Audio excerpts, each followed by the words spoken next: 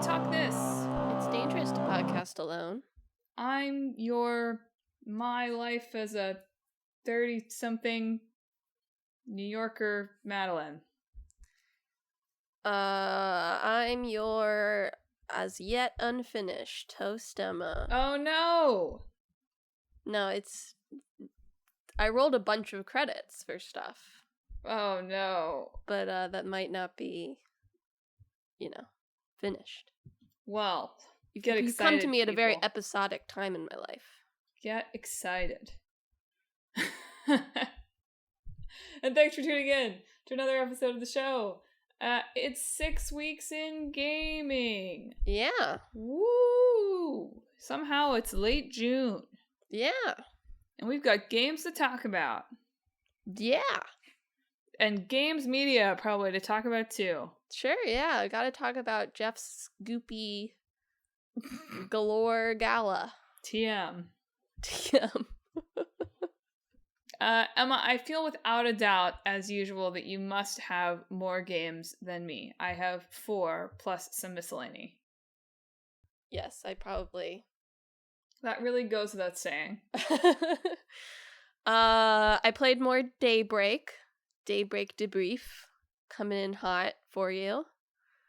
I'm now. I think I finished chapter 4. Last time we talked. And then had an intermission chapter, and now we're in the middle of chapter 5. So I think I had reported in chapter 4 we'd stopped the invention of nuclear bombs. Right, yes. Unfortunately, this is a world with magic. And so if you have like 95% of a nuke, you can kind of fudge it. Right, magic the rest. You can use, there's these things called artifacts in the world that I'm not going to explain. They're magic objects, basically. And the evil bad guys, Almada, has some of these artifacts and has like 95% of a nuke and was like, hey, this'll work. So they used it. Uh-oh. They blew up the first town that you visit in the game. Well, that seems bad. That seems like a bad thing that's happened in the Marine Machine. We had a nice little vacation in Longlai, and then when we come back, everyone starts being like, huh, weird. Something's wrong with the web. I can't reach, I'm calling and I can't reach people. Why is there so much traffic? And then you get back to the radio broadcast of like, yeah, there was, bad stuff happened. Oops. So now our squad, as well as many other major players across the continent, have been invited to their Carnival of Bloodshed in Orasian, where they're forcing us, upon threat of detonating another nuclear bomb in the second most populous city of Calvard, to essentially fight each other in a big death game battle royale, and whoever comes out on top gets to fight Almada and see if they come out on top. I hate to say it, seems like they might fire off the almost nuclear bomb anyway. Like, what's to stop them? True. They're using, I can't remember if I think this is the 6th Genesis, not the last one that we need to find. But essentially, it's each of these things that we have been searching for on Anya's behalf has a different sort of troublesome power, and they've been using them each chapter. And this one is an observation system, essentially, that they're using to ensure that no rules are broken in the rules that they have set up. And if the rules are broken, they will bomb it. They'll bomb it. Right. It feels like they could bomb it anyway. Sure. We found a little loophole in the rules and decided to sort of join forces with a team that we met on our vacation.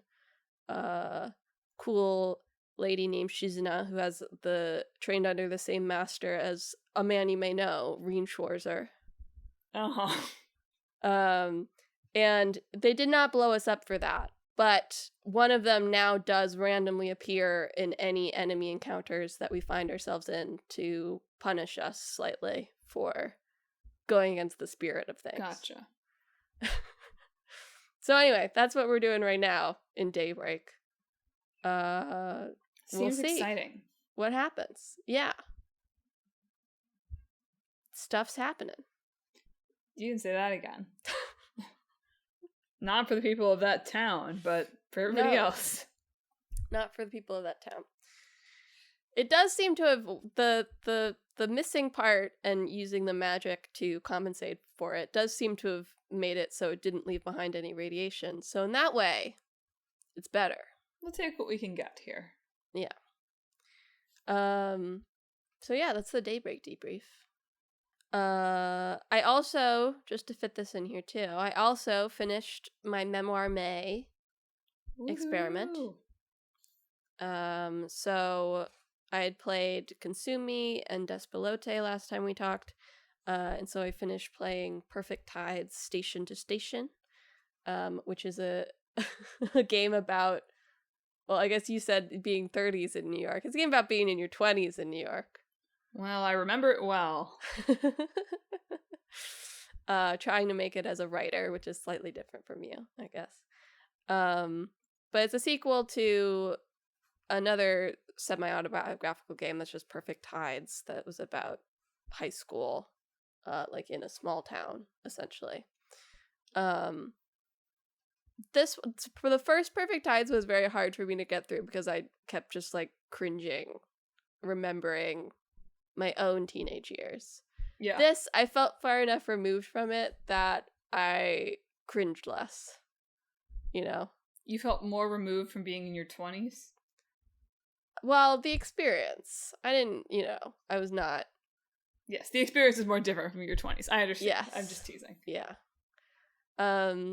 But anyway, you check in on Mara Whitefish throughout various seasons in just one full year as she attempts to make it as a writer, as she goes in and out of different relationships, and just tries to figure out who she is and what she wants to do.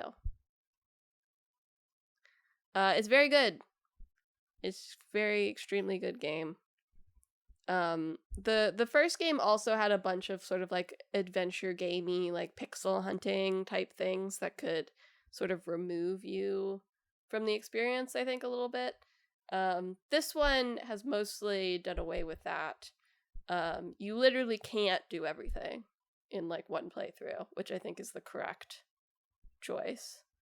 In the way that, unlike the other two games, it's more removed from like directly from real life, right?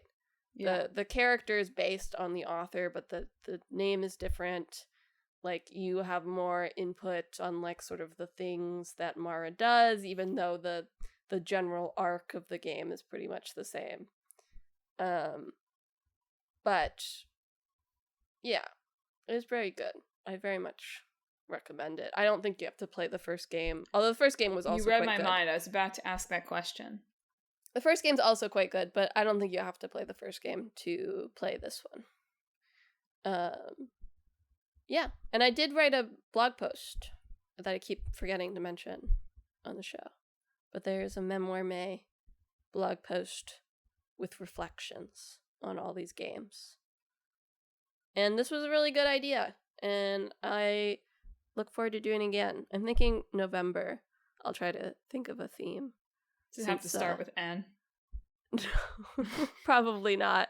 But since no other games are coming out in November. No other games November. Yeah, no other games November. I'll have free time. Sounds like a good idea. Let's see. Well, I had two sort of finishes in June, let's say. All right. So I'm back on track because I did finish some games in May. I now cannot remember exactly what those games were or how I diced that up. If Katamari was in May or what it was, who could say? But the first one that I sort of finished is I sort of finished Ball Pit. Mm-hmm. I did beat the last level of Ball Pit, and like more or less nothing happened. Mm-hmm. And then I looked it up, and they were like, "Well, obviously you have to beat it with 8 different characters." Obviously. And I was like, even though I get 2 characters at a time now, I was just sort of like, I don't know. I think I'm done. In the end, I wanted Ball Pit to ruin my life a little bit more than it actually did. Mm. I did play a lot of it. It was a good game to play on the train. It was a good game to play, like, at night when you're tired and you don't really want to think about something. I did actually play, like, all of Ball Pit in between when we talked about Teenage Exocolonist and then finishing Teenage Exocolonist, which I will talk about shortly, just because I didn't feel like I was going to focus in on what I was doing. That was sort of silly in the end. It's not that that game requires so much focus, but whatever. I was like very tired from work, and it was nice to have a game that was kind of nothing. But I ultimately feel like it is not as successful at being Vampire Survivors as Vampire Survivors is, because the strategy is just not that deep. It was fun to discover the different evolutions of the different balls that you shoot. It was fun to continue to unlock new characters and try that out. But in the end, it did sort of feel to me, not like luck exactly, but a little bit too much luck of, did I end up making it past 2/3 of the way through the level or not? It wasn't always clear to me why I was suddenly getting overwhelmed with, like, what decision I'd made that led to me getting suddenly overwhelmed with enemies that was different from a run where I just flew straight through. There were also a couple of runs where I evolved balls and knew immediately that I had made an error. I am tempted always by the shiny prospect of something new, and sometimes I would get it and go, oh no, but I was kind of relying on the time portal things to keep myself alive. And it's cool that the black hole kills anything it hits, but then it has a 5-second reload, and now I have nothing. And so then I died almost right away. Similarly, I did not ever get, like, enough into the city building. I enjoyed building new buildings. I enjoyed leveling stuff up. Nothing about the game made me want to get efficient at doing that. In the end, there would have been so much finicky moving stuff around the screen to optimize in a way that I was just sort of like, what's the reward for this? I get to level things up a little bit faster. Who cares? So something about it, man, I don't know. It really seemed like a killer app for me, and something about it just ultimately was not even too passive. I can't put my finger on it. It just didn't quite have that special sauce. But it was, I mean, whatever. I don't not recommend it. It was fun. It just got a little samey, and ultimately I didn't feel like the strategy. I'm sure there's very high level strategy out there for Ball Pit. 'Twas not for me.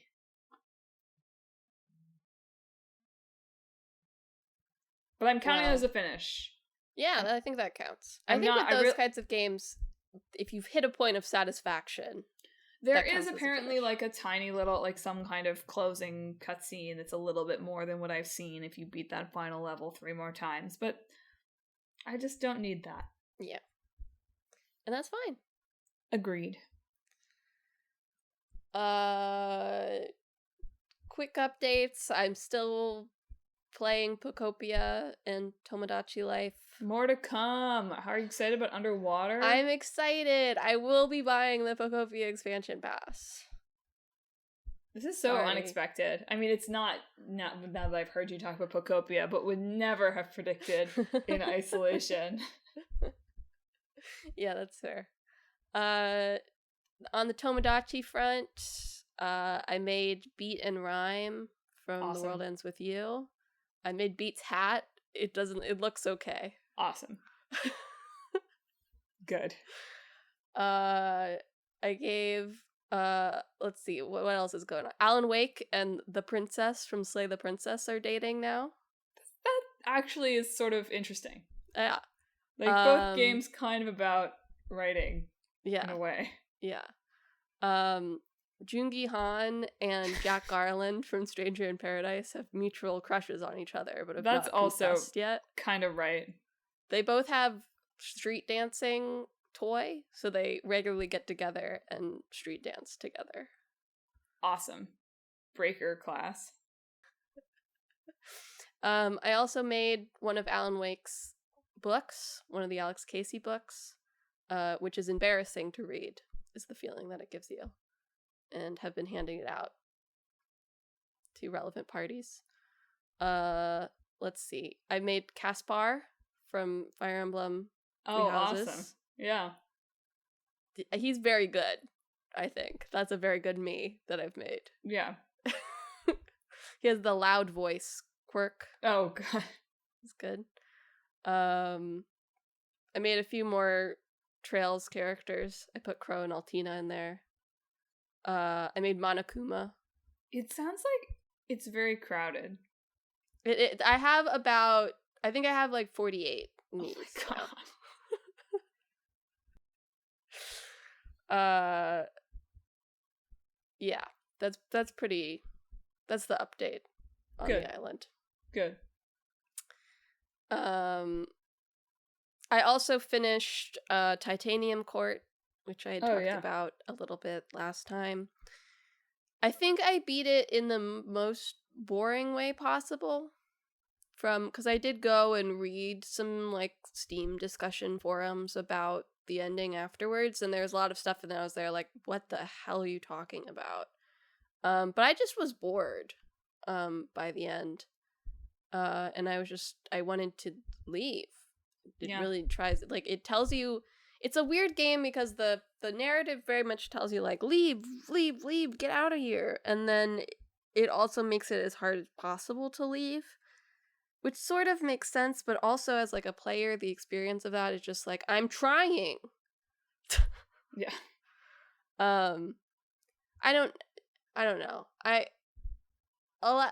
feel like I could sit down and like really hash out what bothers me about it, but I feel like it is that one ancient meme with like the two peasants, the like, we should improve society somewhat, and then like, you participate in society, curious.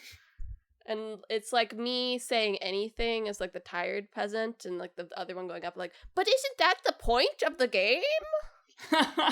Is sort of how it felt to play Titanium Court. Like, any negative thing I thought about it, it felt like the game was like, yeah, but that's the point. And I'm like, yeah, but that point kind of sucks. I don't know.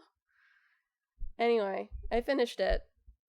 Apparently there's ways you can more finish it in various ways that seem more fun, but I didn't find them, and I did like 4 pointless runs before I got out because I just kept failing at the last challenge to get out. So, I don't know. It's an interesting game to not like, right? I prefer having played that over something that's not interesting to not like, but I can't say that I recommend it. A rich and ripe hatred. Yeah, kind of.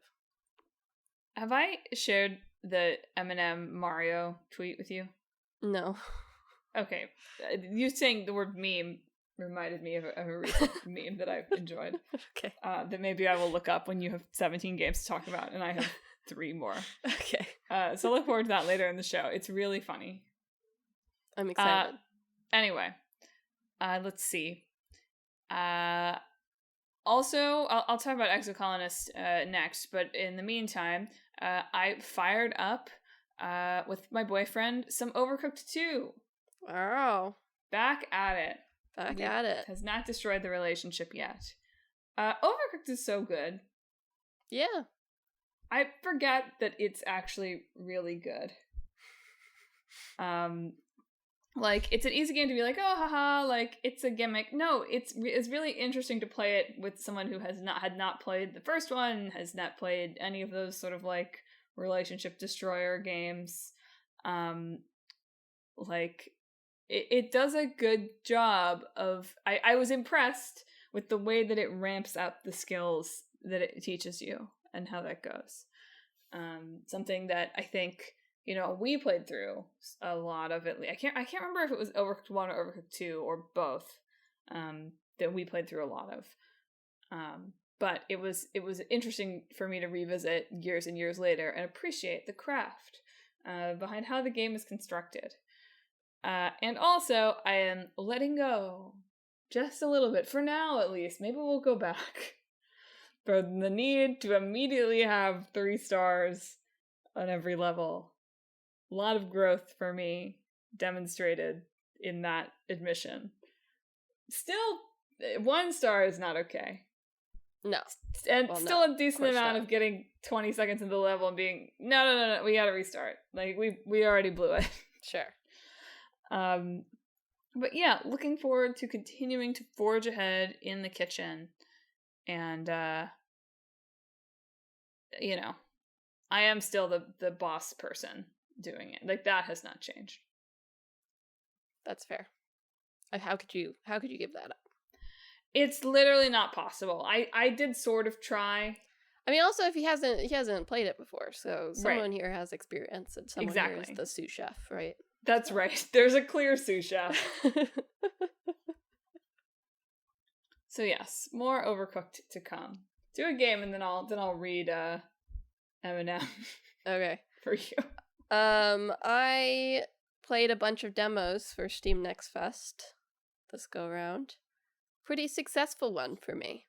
I've had some of these recently that have been pretty unsuccessful, but this one was pretty successful. So I'll fire off a few recommendations. Virtue and a Sledgehammer was definitely the highlight of all the demos that I played. Pretty simple idea. You've got a sledgehammer. You're on a mission to find your sister, and you will sledgehammer anything or anyone that gets in your way. Yeah. It's very good. You just swing that sledgehammer and you bring down the houses and the robots and anything else that might bother you. It's a compelling concept.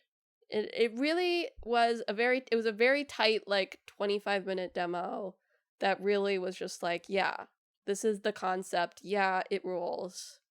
Look forward to it. Yeah. Like, perfect demo. I liked Sovereign Tower, where you're like a new king and you're collecting like Knights of the Round Table to do various missions for you. But you know, they each have their own like personalities and also aptitudes, so you have to send them out on like various missions that make them happy and also missions that they can actually succeed on. And you also take like audiences, and you can gather rumors about your knights to learn more about them, and it's just sort of like it's kind of like a light management game. Yeah, that seems up my alley. That was very cute, and I liked it. Meaningless Random Numbers is like a roguelike thing where you roll dice so you can pay back the devil in time. I don't really see how the full game could possibly be different than the demo, and why I wouldn't just continue playing the demo forever. But it was very compulsive, so, you know. I don't like that we're in the spirit of if you hate yourself. I almost said uncanny flips. In the spirit of unfair flips, I don't like that we're moving into an era of these that is just like, hey, it's random, buddy. Good luck. You get, it there's a few more mechanics on top of that. I'm not saying it's the same as unfair flips. It just But yes, it kind of is in that spirit. Burn With Me is like a level-based deck building game, so you just build your deck like per level. And you're like summoning your next card each turn. So you have to put down cards in sort of a summoning circle that the various effects gets you to a certain number threshold to go on to the next turn, and then you complete the level and progress to the next one. I just thought it is I think that, you know, deck builders can be like sort of long-winded, and this one was like, what if it was just like you have sort of like a discrete puzzle, and you just sort of get through like a set number of turns and then you go again, which I thought was good. And finally, About Fishing, which is from the Arctic Eggs devs, which I played a couple years ago now. It's a game about fishing. And also about an unsolved murder, possibly. And also about mermaids. Unclear. But it was I really liked, it was very Arctic Eggs in its tone, in that it was kind of strange and ethereal, I guess. And the main thing in this is just like fishing effectively, which I'm not sure I totally got the hang of, but still enjoyed the vibe of it, and will definitely be checking it out when it comes out. More fishing games are inevitable, so that makes sense. Yeah. All right, here's Eminem for you. Okay. The tweet goes like this. I had a dream that Eminem put out a really long and involved rap about how Mario games, like in general, are too hard. And he described a bunch of scenarios he'd encountered in the series and would say, "Now does that sound fair to you?" after each one. See, when you said Eminem Mario tweet, that's not actually the Eminem I was thinking of. But it is funny. Good. I have 3 more segments. How many do you... Plus, I guess, Nomura. How many do you have? Same. Oh, great. Then I will go again, I suppose. Okay, I'll do my non-video game one, actually. So I went and saw a play during the 6 weeks called Dad Don't Read This that was about teenage girls playing The Sims. Ooh. So when I saw it was like a game that was sort of about people playing video games, kind of. I mean, really, it was more about being a teenage girl who plays The Sims. I felt that I ought to go see it as research for the podcast. Just kidding, because it was getting good reviews and I was interested. Yeah. You talked about Cringe Teenager Dumb there a little bit in one of your not actual games that you played, but prequels. I feel like the Cringe teen girl play is very in right now in New York City. Everybody is trying to do John Proctor as the villain, basically. And I always sort of feel like I was not cringe in that way as a teenager. I almost said I wasn't cringe, and I didn't want to open myself up for you to be like, okay. I would have. But the ways that these plays about teen girls are like, ooh, I feel seen or whatever, do not touch me in particular. Well, we didn't play The Sims, really.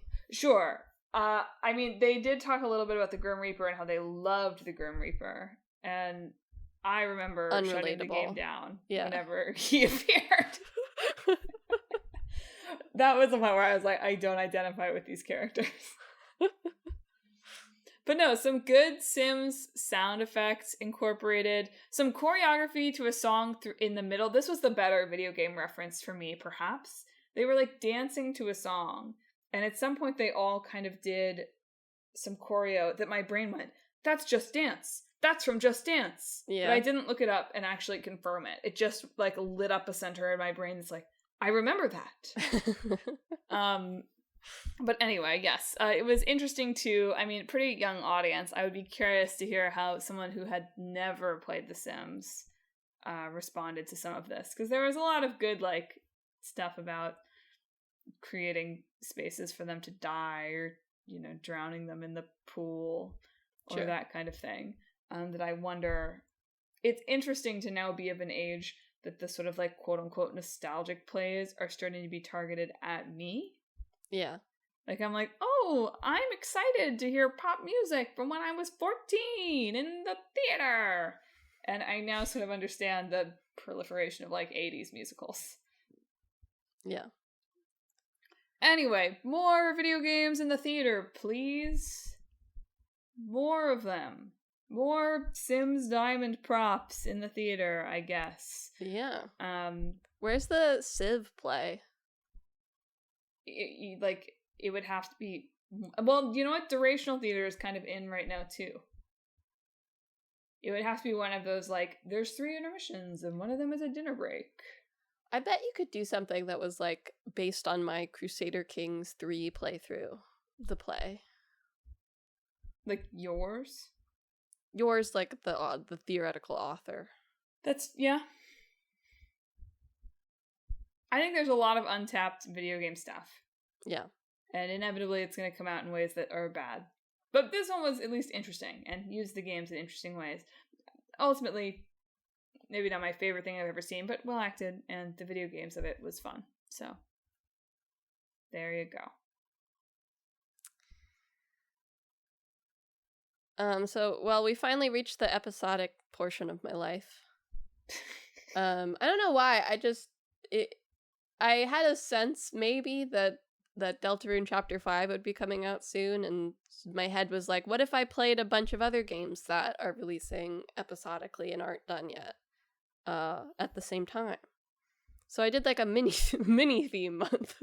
Nice. I guess. The announcement of Deltarune reminds me that I still haven't finished Chapter 2. Yeah. Maybe just like, wait it for this point. Well, I don't know what to do. Like, I should probably at least go in and finish like the hour I have left of Chapter 2 or whatever.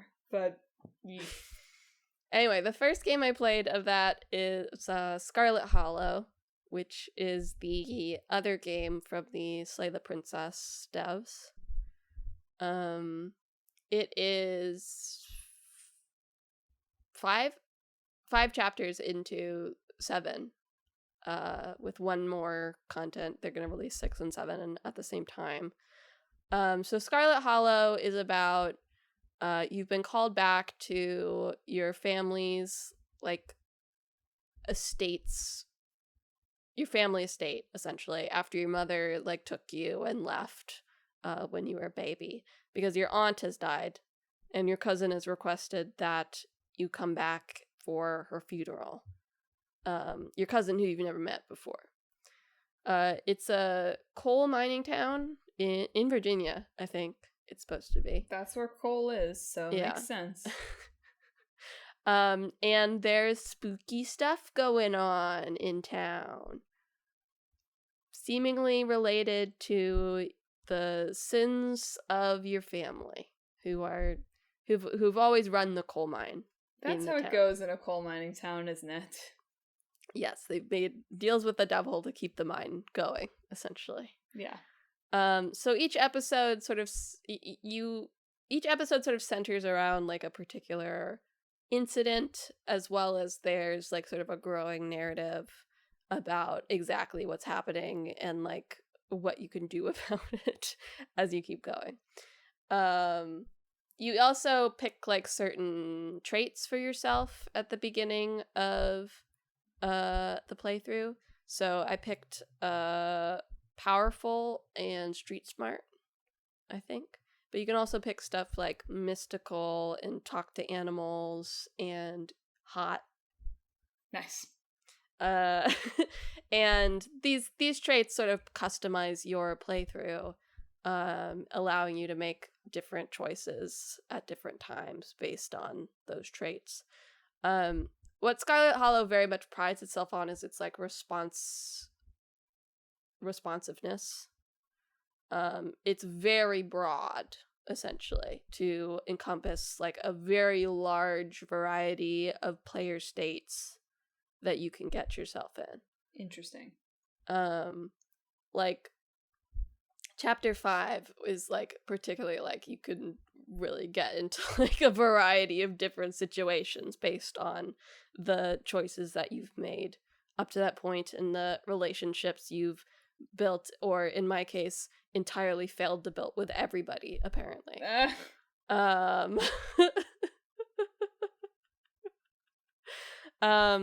So it's interesting because, you know, it feels like I think I don't like it as much as I like to Slay the Princess.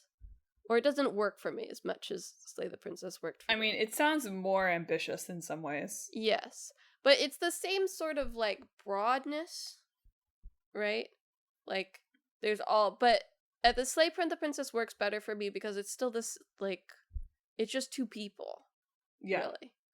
Like, you have voices in your head, and there's various different types of the princess, but the whole point is that those are all just aspects of It controls yourself. the permutations somewhat. Yes, and since Scarlet Hollow is a more typical narrative where there's a whole bunch of different characters, it becomes hard to, like, I don't feel like I know very many of them, but I'm being asked to make, like, very emotional decisions around them. So it feels like in some ways that, like, broadness and very, very impressive, I don't want to understate it, like, very impressive responsiveness and broadness that it has to it. It's very frank desire to let the player, like, make choices and have those choices be meaningful. Is very impressive, but it feels like maybe it, like, if you're just playing it through once, it sacrifices some of the depth of it. And maybe some of it is like they want you to do a couple different playthroughs with, like, your different stats or whatever. And I did start, like, a mystical talk to animals one, but it's just sort of, I think I played through chapter 3 on that one because they're pretty short to get through the episodes. I think they're each, like, maybe an hour, probably, like, at my reading speed at least. And especially if you're going through some stuff that you've seen before, it goes a little faster. But yeah, I don't know. I'm mixed on it. I'm looking forward to the last 2 episodes to see what happens there. But yeah, I think I'll come out pretty much like, this is definitely very interesting and impressive, but I'm not sure it quite worked for me. Well, it seems like it would be tough, I don't know, with that many branches or that many permutations, right? Like, you put on yourself, oh, not only do I have to write, like, one good narrative, I actually have to write, like, 50. Yeah. And that feels hard. Yeah. It definitely is something. Some of it's also, like, I got to chapter 5 and, like, discovered that, like, everybody hates me, I guess, which I hadn't really... I mean, I'm just bad at these things. I don't know. It's a rough year for the talk this, like, relationship cycle in games. Yeah. Like, R.I.P. Robertson. Nobody loved you here. I pretty much was just like, if I have, like, one friend, and I think the decision I made at chapter 5, we're maybe not gonna be friends anymore. Oh, no. So... Lone wolf. Going poorly for old Simone. Oh, Simone.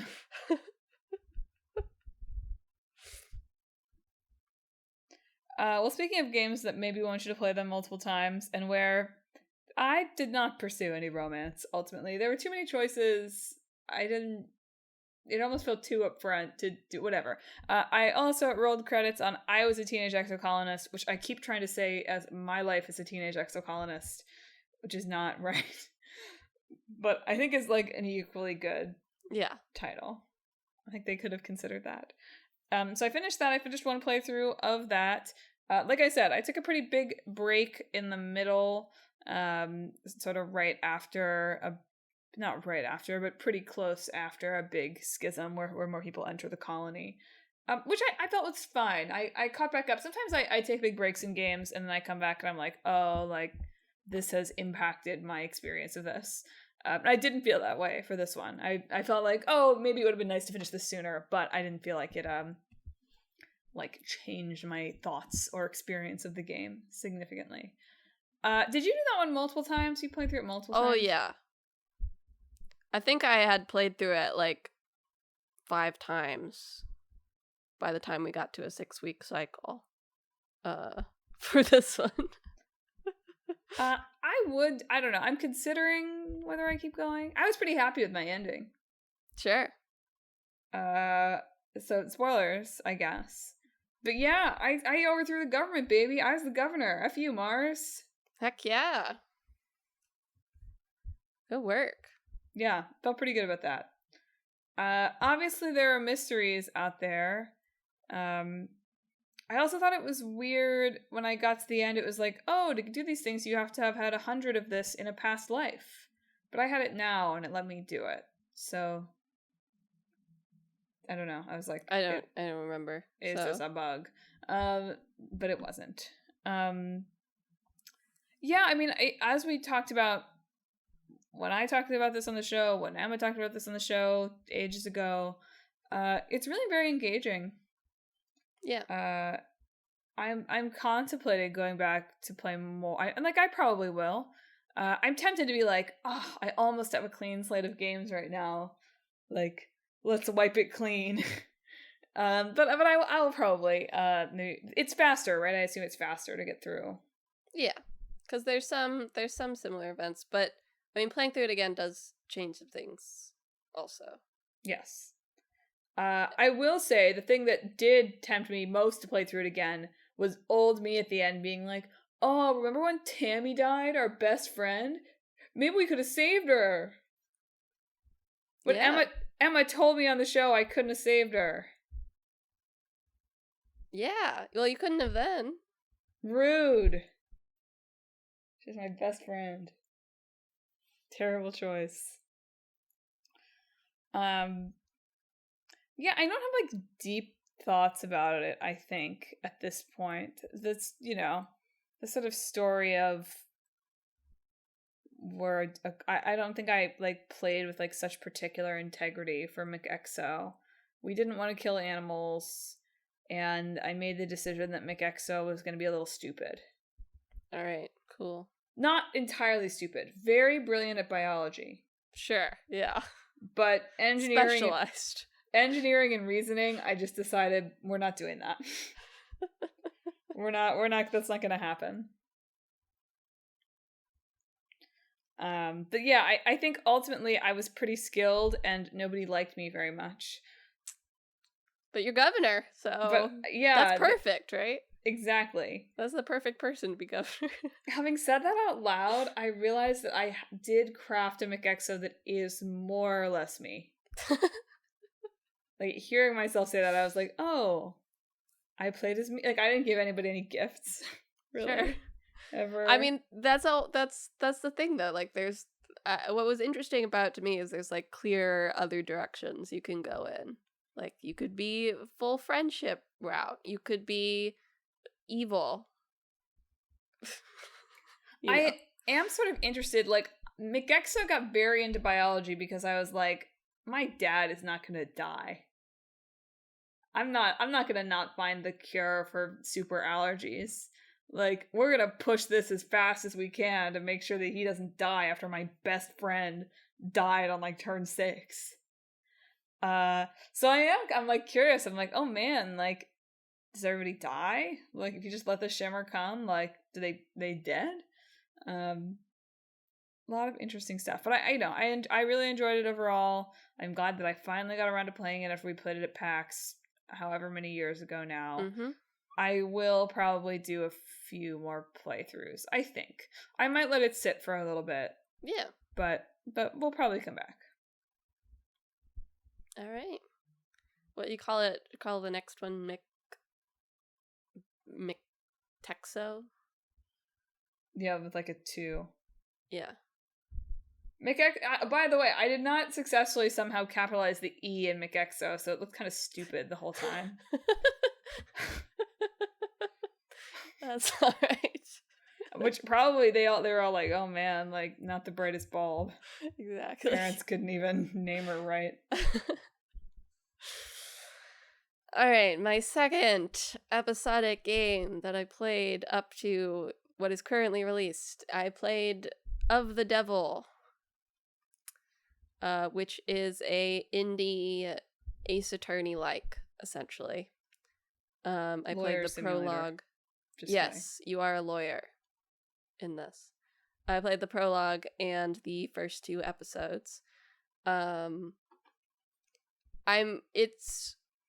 It's very beautifully presented. I very much like all of the writing. I think the mystery aspect is maybe a little weak.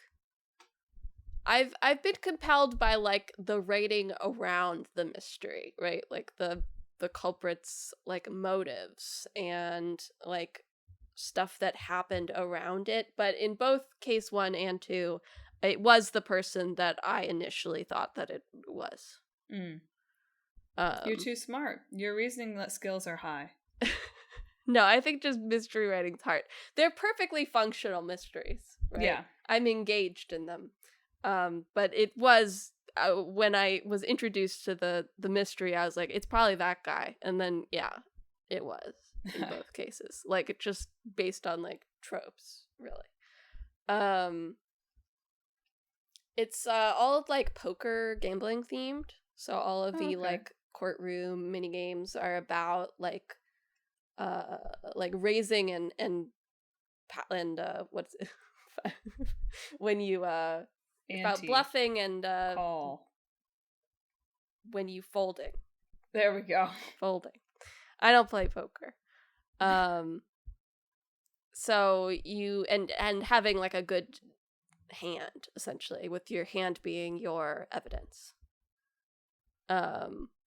So it a lot of it is pretty straightforward. Like I'm showing evidence here, but it's all themed around like here's your place in your bets or whatever. Okay, that's kind of cute. Your like health is your credit, so like your chips. And if you go broke, you've lost all like of your credibility, right? Yeah.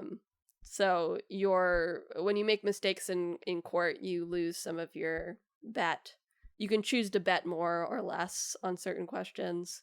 And when you do well, you gain more credit, as well as gaining it just by like being thorough in your investigation, essentially. Just like a real lawyer. Yeah. I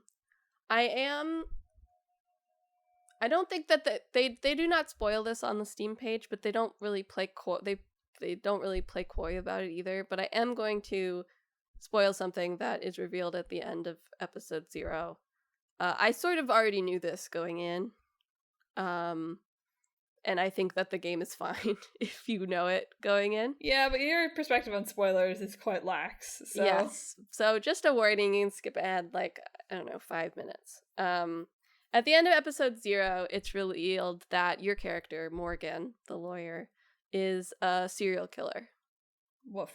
So your first case in that prologue is defending someone who has been accused of one of your crimes. And she has just finished like a particular streak where she was shooting the victims in the heart with one bullet. And unfortunately, that's a very sensational way to kill people. Mm-hmm. And so it's gotten her a branding of the Heartbreak Killer.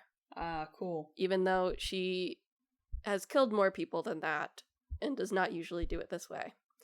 And so what's very interesting about the game is seeing the way that like the specter of the Heartbreak Killer that she has called into the world is following her around, even though she didn't mean anything particular by it. It's been adopted by a lot of different people as like a symbol of their various causes, because this is set in like sort of a cyberpunk dystopia kind of world. And so she has accidentally created a semi sort of revolutionary figure, as well as like a semi useful figure of terror for the state in a way that is entirely stripped out of her control, which is very fascinating, as well as just sort of the idea of you're playing a serial killer who you know kills people, but you still have to be in her mental space, right? And usually she's pretty normal, right? Yeah. And so it's an interesting balance that I think the game walks very well. Although I'm very curious how on earth they will end it, because I genuinely one shot don't through her know. own heart. Maybe, I don't know. There's also sort of a plot. There's these androids are very common in this. They're called automated dependents. Artificial intelligence is outlawed, as in the things that can actually make choices for themselves. Automated dependents are more like sophisticated versions of our AI, essentially, that doesn't actually think for itself, right? It's processing commands. So the first case, you bring on sort of a paralegal through various circumstances that is essentially an AI that Morgan's friend has built. And so there's also conversations about like humanity, right? Like what makes somebody a person. Yeah. With like the serial killer that you're inhabiting and Right. the AI, the science fiction type AI that is working alongside you. So I'm very much enjoying it. I think chapter 2 really solidified to me that it has the juice. Like just I like chapter 0 and chapter 1, but chapter 2 was like, yeah, I'm locked in to this now. So chapter 3 I think is supposed to come out in fall this year, and I am excited for it. Well, my last little game, indirectly sort of World Cup inspired, I think. I started playing, I've owned it forever, but I haven't ever actually started playing it. I started playing Transistor. Wow. What is the sports one called? Pyre. Thank you. It's been bugging me. I couldn't remember. Anyway, yeah, I was like, oh, I think maybe I also own Pyre, but I didn't. I only own Transistor. I mean, I also own Bastion, but I've played that. So yes, I've played about the first hour of Transistor. I'm not very good at it, actually. It's tough. It can be tough. Like, I'm doing fine. I did lose one of my abilities early on. Let's hope that doesn't come back to bite me. I think that those come back eventually. Maybe. So, we'll find out. Like after a certain number of save points. Anyway, I'm doing okay. I'm getting a little better, I think, but it has taken me a little bit of time to correctly calibrate how fast my character moves. Yes. And like what I can do to get away from things in between my little, set up my attack turns. But it did suck me in right away. It's, it's one of those games that's got that good flow of like, I can accomplish something in 5 minutes.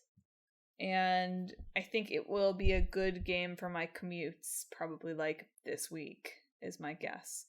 But I'm feeling like, okay, I ought to respect the Supergiant and play Transistor before I play Pyre, even though I think it's like the time to play Pyre with all of the soccer happening. Sure, yeah.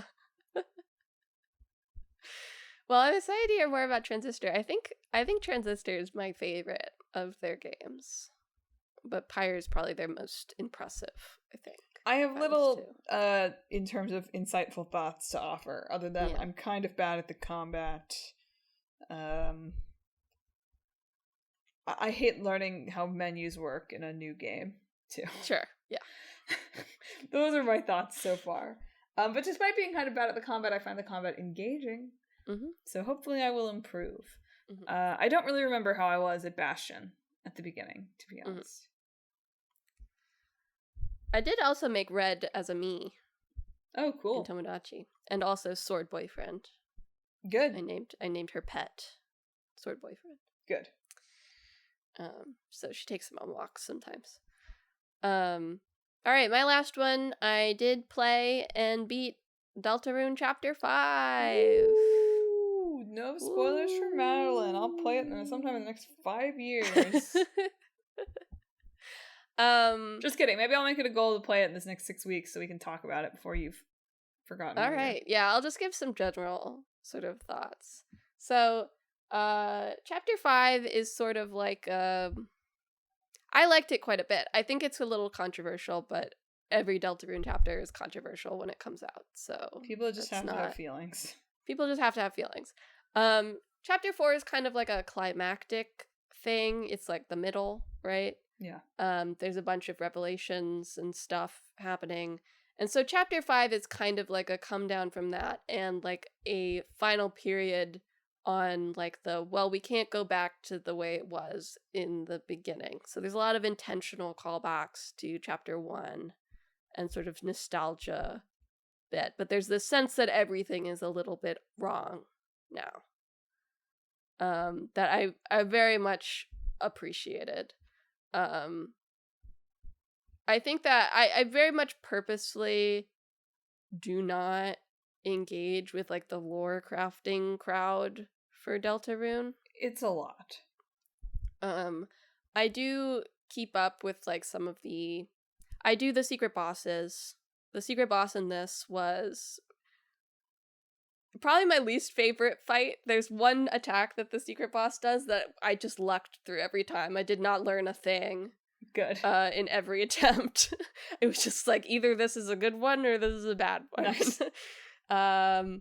But like the scale of those, the production scale of those, and on every chapter just the production scale gets more and more impressive in terms of what they're doing with the game. This one on a gameplay level was like, wow, stop. You don't have to do this every time. You can just make the game. Like, but it's enough. I like it's good. It's what the episodic structure allows them to do, which I think is interesting. But I think that even outside of like the lore crafting or whatever, and I think that's where some of the disappointment in the chapter goes through, is that instead of like answering theories, it's like a logical next step in the story structure, and that's a little disappointing for the lore heads, I think. Right. But yeah, I very much enjoyed it. I think there was a lot of really great character stuff in this one. I do not play the weird route myself, but I do look at it out of the corner of my eye. Which the weird route is like the more esoteric version of Undertale's genocide route, in that there's very specific steps you have to take to do the weird route, whereas in the genocide route of Undertale you just kill things. Right? Yeah. So anyway, the weird route on this one is really fascinating and also really horrifying. So congrats, Toby Fox. Your twisted mind scares me. But yeah, I had a really great time with this chapter. They say they're aiming for 2027 release of chapter 6, and that also development on that one is easier for whatever reason. So sure, they're that's not trying as hard. Whatever it is, the structure must be more simple than another chapter, but we'll see. And yeah, it's just a game I really enjoy. I'm happy when I can play a new chapter.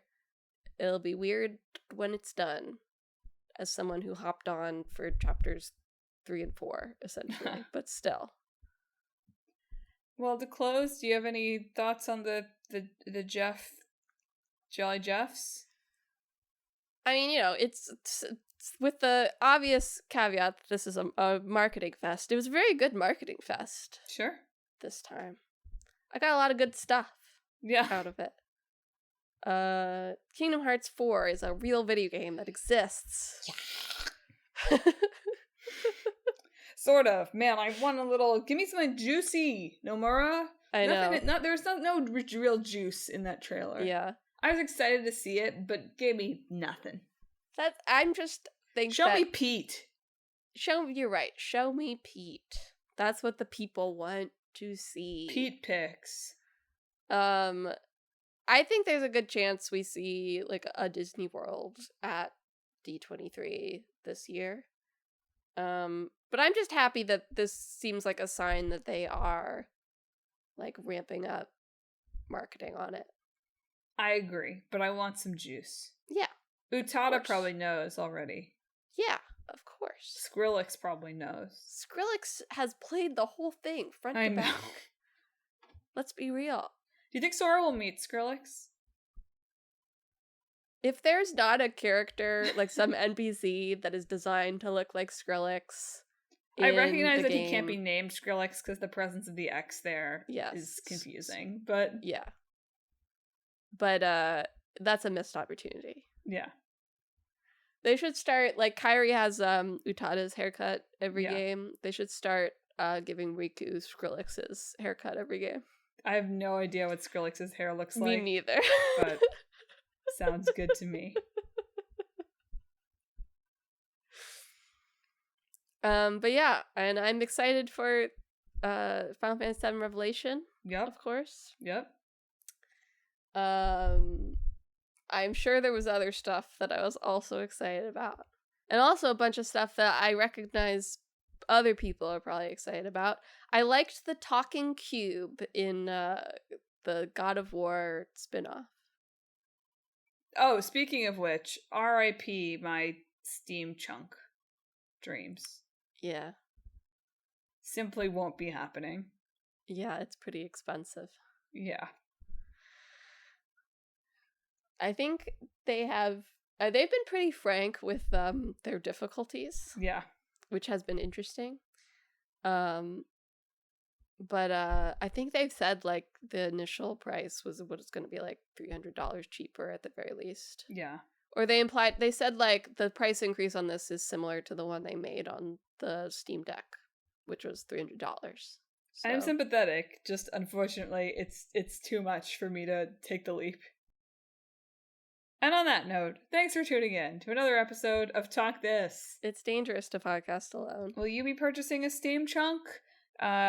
Do you have a good theme for Emma's November that starts with N? Are you already planning your memoir, May? Do you think that you could make a good governor like me of a colony out there in space? If you have thoughts with this or anything else we talked about this week, hit us up on social media. We're on Facebook, Instagram, YouTube, and Blue Sky at Talk This Podcast. You can also visit our website, www.talkthispodcast.com, where you can read all about the show, check out the games in the hat, and read Emma's blog. New blog post about Memoir May, and all the other stuff on the blog. But most importantly, if you enjoy the show, you ought to subscribe. We're on Apple Podcasts, YouTube Podcasts, TuneIn, Spotify, Pandora Podcasts, online and on the app, Overcast, Pocket Casts, anywhere you can find podcasts. Go ahead and subscribe to Talk This, so you never miss an episode on Sundays. Emma, what are we talking about on the show next week? Next week for our old game, it was Elite Beat Agents, and our new game was Mina the Hollower. So look forward to that very patriotic 4th of July weekend episode. Yeah. And then I'll have a side quest in 2 weeks. All right. Woohoo. That's it for this week's show. Thanks for listening. Emma, sign us off. This week, I hope that all your theories are proven 1000% correct.